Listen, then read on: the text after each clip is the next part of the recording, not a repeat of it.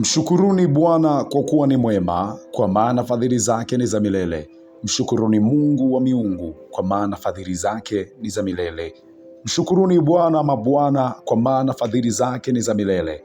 Yeye peke yake afanya maajabu makuu, kwa maana fadhili zake ni za milele. Yeye aliyefanya mbingu kwa fahamu zake, kwa maana fadhili zake ni za milele.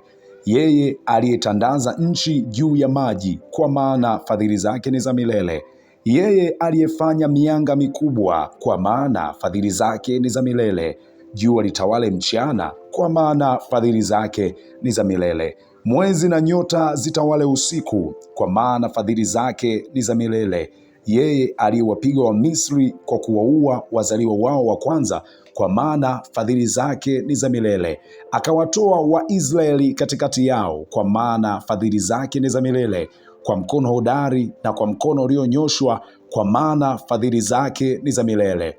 Yeye aliyeigawa bahari ya Shamu, kwa maana fadhili zake ni za milele. Akawavusha Israeli katikati yake, kwa maana fadhili zake ni za milele. Akamwangusha Farao na jeshi lake katika bahari ya Shamu, kwa maana fadhili zake ni za milele. Yeye aliyewaongoza watu wake jangwani, kwa maana fadhili zake ni za milele. Yeye aliyewapiga wafalme wakuu, kwa maana fadhili zake ni za milele. Akawaua wafalme Maashuri, kwa maana fadhili zake ni za milele. Sihoni mfalme wa Waamori, kwa maana fadhili zake ni za milele. Na Ogu mfalme wa Bashani, kwa maana fadhili zake ni za milele. Akaitoa nchi yao iwe urithi, kwa maana fadhili zake ni za milele. Urithi wa Israeli mtumishi wake, kwa maana fadhili zake ni za milele. Aliyetukumbuka katika unyonge wetu, kwa maana fadhili zake ni za milele.